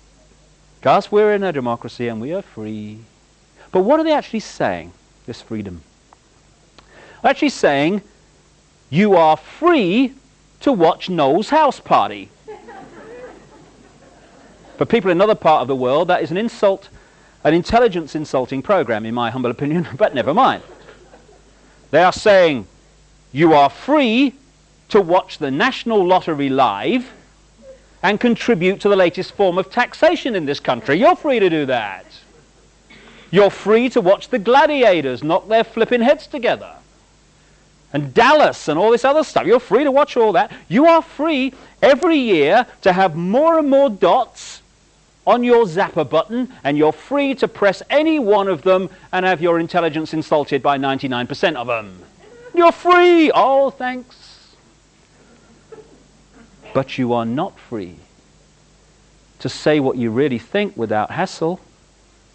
You're not free to be what you really are and express what you really are.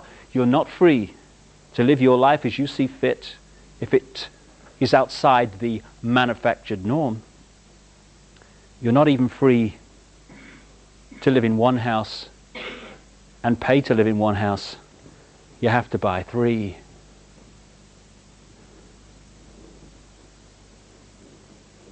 Three things for me would change all that I've talked about tonight and make it impossible, and would turn this prison into a paradise. It doesn't take one new political ism, not one smoke-filled room, not one terrorist freedom-fighting organization, what a contradiction in terms, to change this world to a paradise. It just takes each of us to be who we really are and to express that uniqueness. It needs us to get a cough and step out of this nonsense. Those 3 things are to respect our own right to be unique and to express that uniqueness. Crucially, to respect everyone else's right to be unique and express their uniqueness. And thirdly, that no one ever seeks to impose what they believe on anyone else.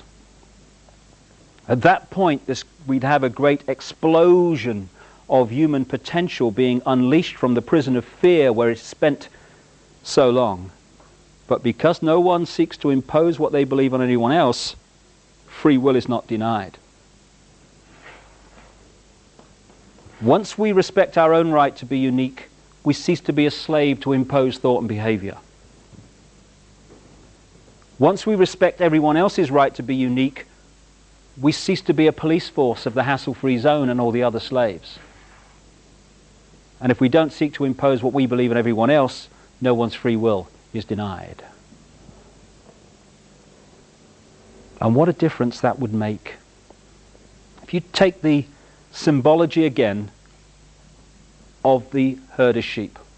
Hundreds of sheep across that hillside. Farmer arrives in the pickup truck, gets out, stands there on the stick, wagging the eyelids. 1 or 2 or 3 of the sheep start to walk towards him. But now, the sheep mentality is very different. The other sheep are not following the one in front. They're celebrating their uniqueness. They're following their heart. They're expressing who they really are. So they're saying, that's interesting, old Fred and Ethel sheep going over to that bloke on the stick, that's interesting. Do you know they do that every day at the same time? Very strange. But me, no, my heart, this is right for me. I'm going over here. I'm told it's ever so good, you know. There's a lot to learn over there, a lot to experience. That's where I'm going. And the other sheep says, oh, that's good. I'll have a word with you later, see what went on. But I'm going there, and I'm going there. What on earth does the farmer do? Because now it is mayhem from his point of view. Because the bar mentality has disappeared. And all the other sheep are saying, you have every right to go over there. As long as you don't interfere with me, that's great. Same with you, same with you. So the farmer might, at that point, symbolic of this global clique, he might then fall back on Old Faithful. We'll frighten them to death. Get them flipping sheepdogs out. Row, row, row, row. And now, the same sheep that are expressing their uniqueness, because they're now in their own power, and they know that they are infinite in their power, because there are no ordinary men and women in the street, just extraordinary people. Because they're in their power, they realize that fear is their creation. And fear may be stimulated out there, but we choose whether to fear or not. Nobody else. It's just a choice. Everything's just a choice. So, it's, excuse me, go and have a bowl of water or some dog food or something, on your way, not interested, not going to be frightened into conforming to what you say I should be. All that's happened in that example is that the sheep have let go of fear. They have let go of fearing being what they are, unique. And the whole situation has changed. And if you bring that into the human experience, everything that I've talked about tonight becomes impossible once we express our uniqueness and stop condemning everybody else for expressing their uniqueness because it differs from what we think they should be doing. And for me, we are the front of the snowplow generations here. There is a global awakening going on that's changing the nature of people's perceptions of life. You know, when I look at people, I see them standing symbolically in an eggshell.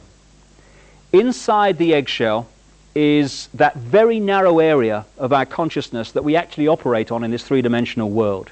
And that very narrow area, first gear as I call it, is a doddle to manipulate by messages hitting us through the eyes and the ears constantly. Outside of the eggshell is our multidimensional consciousness, not some other external entity, our own multidimensional I going on into infinity. An infinity of love, understanding, wisdom, knowledge. Because, you know, people say you have to seek enlightenment. I don't agree with that. Enlightenment's never gone away. Enlightenment is sharing exactly the same space as ignorance. It's just on a different vibration, that's all. What I feel, my view anyway, we need to do is not seek enlightenment, but remove the barriers that are keeping enlightenment out. And that is the eggshell. An eggshell made up of fear, guilt, resentment, lack of self-esteem, I can't, limited imagination of ourselves. Fear. And when that starts to crack, and it's cracking for more and more people, multidimensional self starts to get access to reconnect with first gear self. And at that point, we start to perceive ourselves and life very different. Symbolically, I feel that what's happening is there are vibratory changes going on around the planet as a natural course of human evolution, which are cracking this eggshell, this low vibrational energy that is our prison. And so the light, if you want to call it that, the multidimensional self, the infinite self, is starting to get in and reconnect with this self. Suddenly, and I get 2,000 or 3,000 letters a year now from people of all walks of life, increasingly from around the world, and the same experience is being experienced by all these different people. And that is, they're saying, I'm seeing myself in the world very differently. Why haven't I seen it before? It's so obvious. Because now the eggshell's cracking. And it's not first gear that's making the perception process in this world. It's multidimensional self. We're becoming whole again. We're becoming what we really are, but have forgotten we are. The front of the snowplow generations are taking from our parents and grandparents, not because they're bad people, because they're just passing on their programming, we all do, which are basically about run with the herd, don't cause trouble, keep your head down, and as the Japanese have a saying, don't be the nail that stands out above the rest, because that's the first one to get hit. Love that one. And we're passing on to our, not just our children, but to ourselves, because this is a really here and now thing, thought patterns that say, you be you, whatever you is, and respect everyone else's right to be them. And the people between that and that are our generations. If we can let go of our own fear, we can remove fear from the world. Because the world is merely the sum total of human imagination of ourselves. When we change our imagination of ourselves, what we call the world dramatically changes. The world is just a second-by-second physical replica of the human mass imagination of ourselves. When we let go of our sense of limitation, our sense of fear, our sense of I can't, the world ceases to be a prison because we have created it. There's a wonderful singer in this country, a German called Gila, who, it's a lovely song which goes, "We are the power in everyone. We are the dance of the moon and the sun. We are the hope that will never hide. We are the turning of the tide." If we can turn the tide within ourselves from freedom or to freedom from fear, then we turn that tide outwardly in the planet. And all it is, like everything else, is a choice. A choice between fear and love. That's all it is. We can choose to be frightened. We can choose to hate. It's a choice. Or we can choose not to fear, and we can choose to love. Not love on the basis of I love you if I fancy you, darling, but I love you because you exist. I love you whatever. I love you without condition. And if we want to change the world, it has to start with self. Fear, anger, hatred, condemnation, dictating what other people should be, that's the world we've got. That's the prison. But paradise is waiting. It's a thought, an attitude away. That's all it is, a choice away. Love. If we love each other and love the world, our lives are fundamentally changed and the world is fundamentally changed. And we are the generations, strange as it may seem when you survey the world today, we are the generations, I passionately believe, who are going to love the world into the paradise it really should be and was always designed to be. Changing the world is not something in the future anymore. Oh, I hope it'll be better for the kids. It's here and now. We're going to see it happen. Another song, the chorus of which I'll finish with. Love can build a bridge between your heart and mine. Love can build a bridge. Don't you think it's time? More and more people across this planet are screaming yes to that question. And we are the generations who are going to love the world to a paradise. Thank you very much. Thank you. Thank you. Thank you. Thank you very much.